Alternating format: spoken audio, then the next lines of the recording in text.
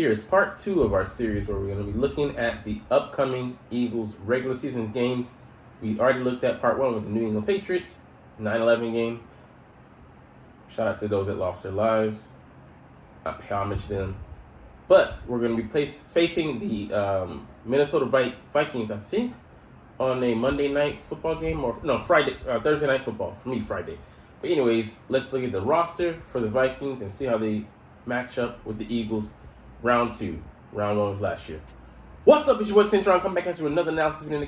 Kid you not, that's my real name. We'll get into some other articles as well. But first of all, let's get down to business and get with these Minnesota Vikings. So let's assess their roster.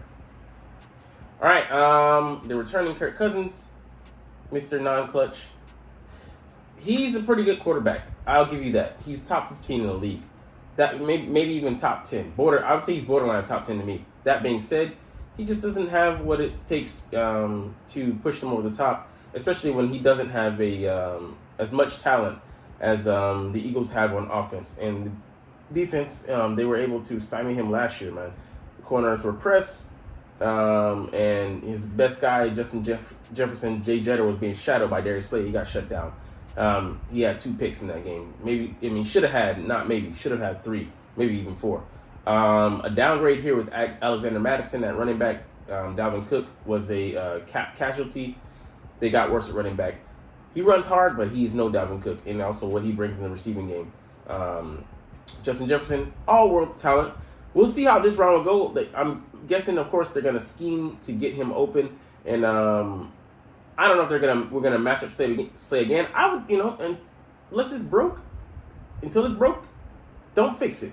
But the difference here is Jordan Addison, the addition of the rookie.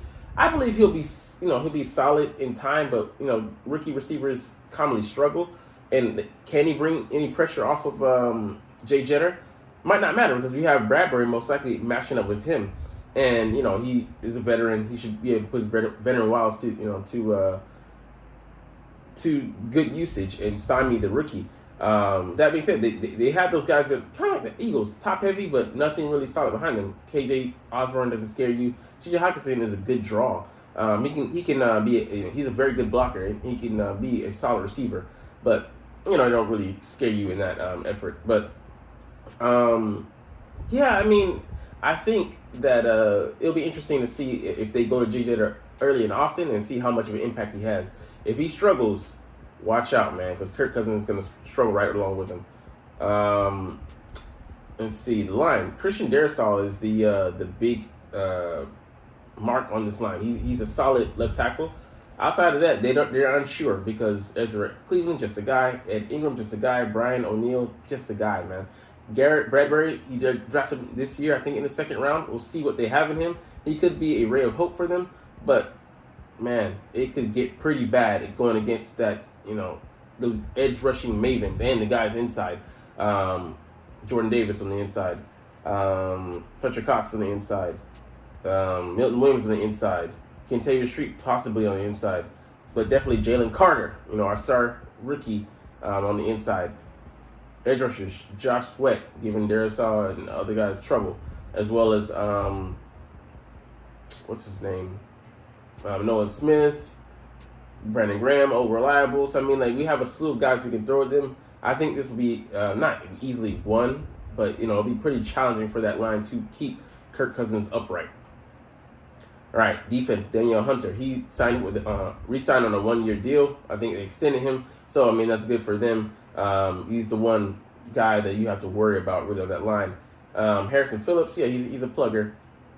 Dean Lowry is a replacement level guy. Marcus Davenport, we'll see what he brings because he could be, if he gives them a good set of bookends, they could give us some trouble. Jordan Hicks, obviously the former Eagle, solid coverage linebacker, but his grades slipped last year. Brian Asamoah, don't even really know the guy. Byron Murphy, first round, I think, draft pick that's, trying to see how he levels out. Andrew Ruth, also a high draft pick. I think he was a first rounder as well. They're in trouble, man. They lost their top 4 corners last year. It could get ugly, man. Harrison Smith being an elder statesman, but, he's been slipping as of late. And but he can be a solid guy, but he sometimes, he falls to the play action. And Cameron Bynum, Yeah, just another guy, man. So that secondary, what was solid, borderline solid to decent at time, decent, last times last year, with Patrick Peterson carrying the bulk of the good grade for that, that secondary.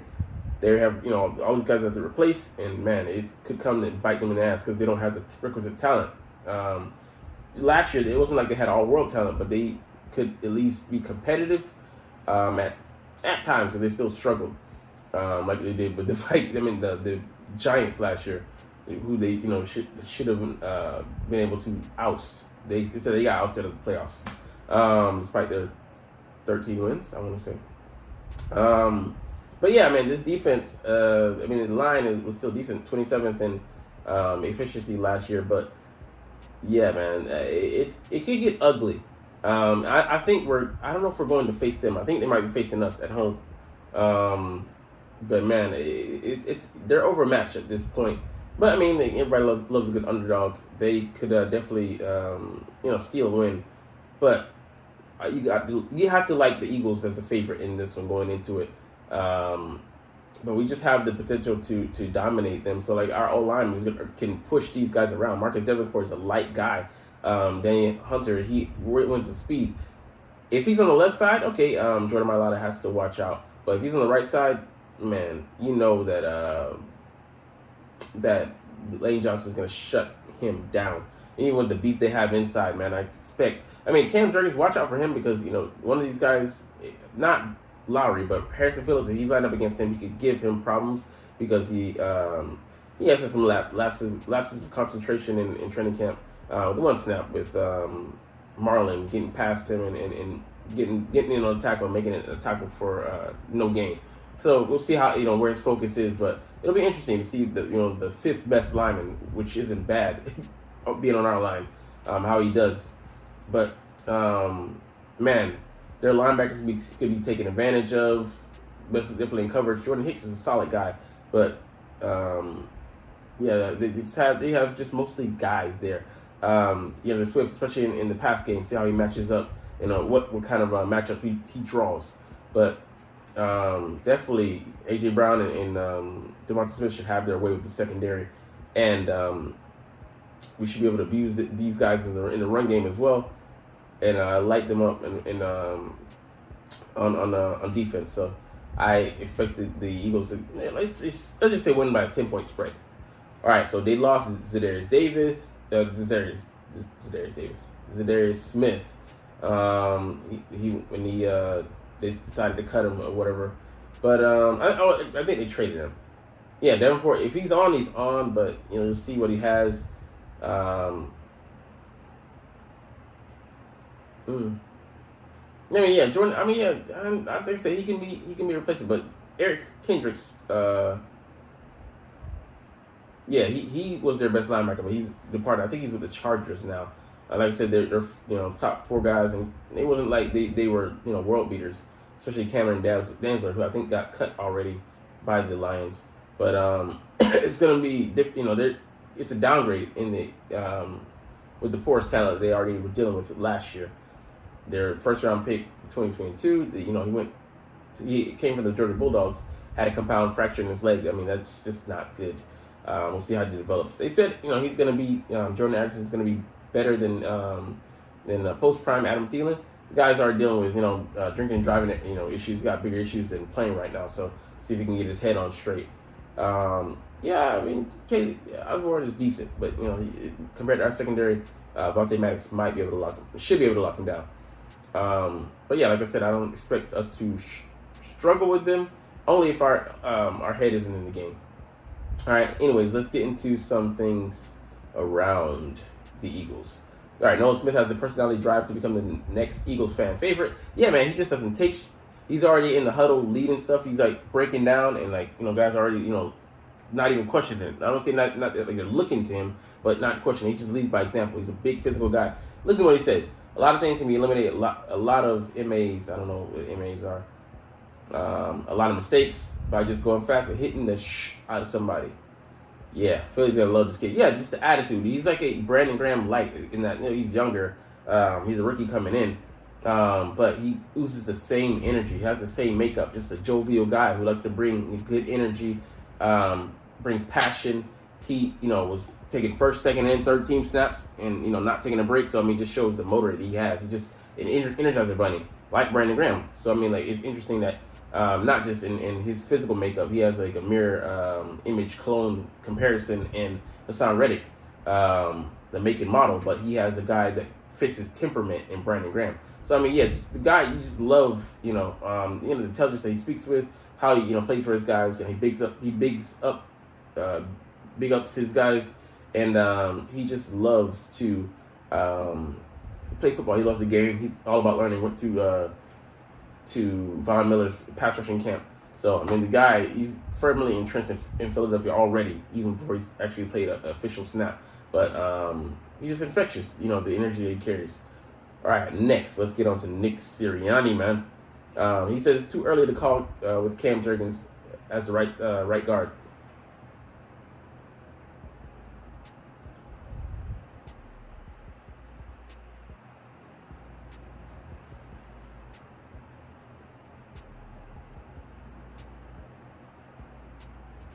All right, so on young players developing, you obviously see his Nolan Smith talent with his athleticism and how hard he plays. So it's very noticeable of not only his get off, but also how he retraces get back to the ball, which is great. Which is saying that he's not lazy. He's not gonna be content to let somebody else farm his land and let other people make up for his mistakes. He's gonna make it for himself and use that 4.39 speed to get back into the frame, into the play, and try and make the tackle. So even if he over-pursues, he's going to work hard to try to, work off that debt, so to speak. Whether that's running down a play that's gotten behind him or whatnot, you see how hard he plays on a play-to-play basis. Let's see. So later, Sirianni was asked about Cam Jurgens at right guard, and he reiterated that it's hard to evaluate linemen until they have pads on. Yeah. He explained that for now they're looking at his movements and how he's communicating with the guys next to him. But Sirianni admitted being sandwiched by Jason Kelsey and Lane Johnson Pauls certainly helps with that. He also was sure to point out that the right guard isn't just being given right guard job isn't just being given to the second year player. I think that Cam Jurgens is there and he is there exclusively would be unfair to other guys that are competing with him because again you're trying to find out more and more as the pads come on. So he'll be there today. Again, but nothing is set in stone. And we'll just keep working to make sure that we have we put the right five guys out there when we go. It sounded weird. So yeah, they're not going to give him the job, but he's right. Until the pads come on, we won't be able to see how he's able to put his body on other men, and and try to generate push, especially the run game. Hopefully he doesn't get pushed back, despite his unideal size. He's 6'3". Yeah, that's decent, for a guard. But he's 305. He wants to be 210 or 315. He lacks the requisite frame, that you would want out of a guard. Tyler Steen is like 6'6", 321. So that's more fitting of the position. But he's making mental mistakes right now. Can't be counted on. Doesn't know the playbook. He has a year advantage on him. In conditioning, strength. And also just, the wherewithal knowing. I mean, just having a year experience in the NFL, getting actual game play time, as well as, the knowledge and all the things that he's accumulated over the course of 1 year as a pro. So, yeah, we'll see how that goes. On DeAndre Swift in the running back role, he has unique ability. He has unique ability, which is part of the reason why we wanted him to be on this football team. We really like some of the things that he can do out of the backfield as a runner and also as a receiver. He's shown that he has the ability of what we thought that he had when he was in Detroit and then coming out of Georgia also. So yeah, maximizing the talent. Yeah. A.J. Brown, Devonta Smith, and Dallas Goedert, and then putting him on the field with them, you have it just options overflood. And then you can also put in Gainwell and then motion him out or motion Swift out. So I mean, it gives you so many things, so many ways to attack. And then you might also have a slot receiver, in there with what's his name? Quez Watkins, and then Olamide Zaccheaus. So, I mean, we don't have, like, top-tier options at every position, but you don't expect to, have those. You work with what you got. We're fortunate to have A.J. Brown, Devonta Smith, and Dallas Goedert, who are, I put that trio up against anybody in the league. But yeah, we're going to work him in the screen game. But yeah, offensive line, him being able, the slashing style, the cutback ability, he's going to be able to take advantage of the talent that we have on the offensive line. Them being agile guys, but strong and stout at the point of attack, but adept in pass protection as well. But yeah, we'll see how it evolves. So yeah, we won't get into Sean Desai because he's been a big bag of mystery. You call him Mr. Mysterio because he speaks in mysteries. But let's get into our main article of the day. So NFL Insider quarterback rankings have Jalen Hurts in tier 2. All right. So Hurts is in top of tier 2. I don't care. It should be in tier 1 for me. You could say that's justified, but I think, I don't know if they're projecting. If they're projecting, I would say tier 1. If they're just going off of last year, I could say tier 2 is unproblematic as a take. All right, Mahomes and Burrow are in tier 1. I'm not sure about that. All right, Jalen Hurts. Hurts has progressively, at every level, gotten better the longer he's in the system. And exactly who provided one of Hurts' 10 top tier votes said, he is not just solely a runner. He has shown he can push the ball down the field. He has to improve his consistent accuracy. I agree with that. But that is something that comes with time on the job. Yeah. So he'll get to it. But he's ramped up. Third practice was the best so far, and it's only out of 3 thus far. But it's a good sign that early on he's turning it on. It was a big competition last year. If Hurts does not play well, they're going to draft another quarterback. Yeah, a defensive coach said. But I remember after seeing him going, this dude can play. I thought it was a much better drop back passer than what people were saying. I told our guys, man, this quarterback is good. So, he's getting his kudos, from around the league, defensive coaches, anonymous coaches, but gave him a top 10 vote. And, for me, I just think, his running ability shouldn't discredit him, but actually it makes him more dangerous and pushes him into that top tier with a caveat that he can do more than those other guys. Mahomes can be mobile, but come on, Jalen Hurts is a borderline weapon out there. Burrow, he can scramble as well. Of course, he's very good in the pure passing game, but none of them bring the versatility of Hurts, and I just think that sets him apart. Shouldn't hurt his case. Let's see.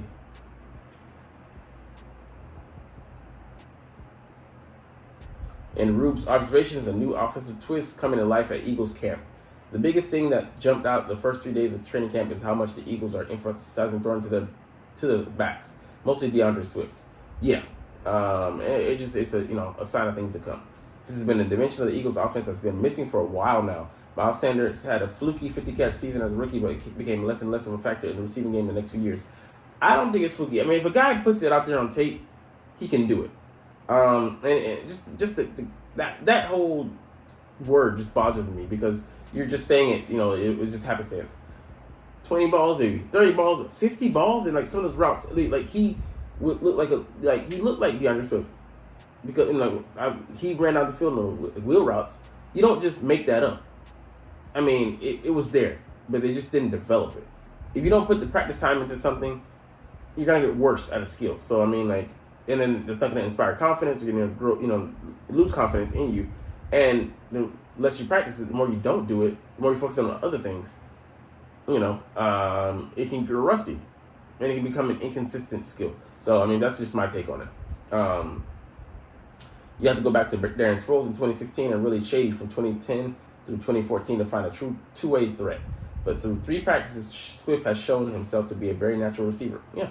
He leaped Friday to catch an off-target pass from Jalen Hurts, came down and showed great burst, racing down the sideline for big yards. And on Sunday, he made a circus one-handed catch in traffic for a 25-yard gain on a wheel route from Hurts. Nice. So he had a one-hand pin, defensive pass interference, and still comes down with it. That's a ball some receivers don't even catch. He doesn't fight the ball. He's got soft hands and catches the ball smoothly. Imagine the offense with A.J. Brown, Devonta Smith, and Dallas Goedert adding a 50-catch running back. The possibilities, man. Nasty. Swift is a capable runner. He has a 4.6 career average. But his big contribution here is going to be providing Hurts a safe underneath option on 3rd and 5, or when the pocket breaks down, or when teams blitz. So yeah, think about that latter.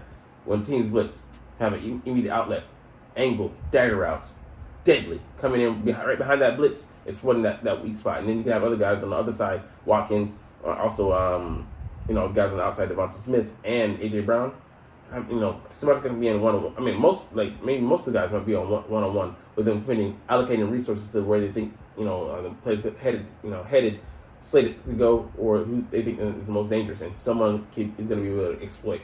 But yeah, 3rd and 5. I mean, he could shake and bake and get that, and give us room for the tush push. I mean, he might be more compact in some ways, but it still can make the offense more explosive because you can exploit those PA plays later. The linebackers getting sucked up, balls. There's so many things it adds to the offense.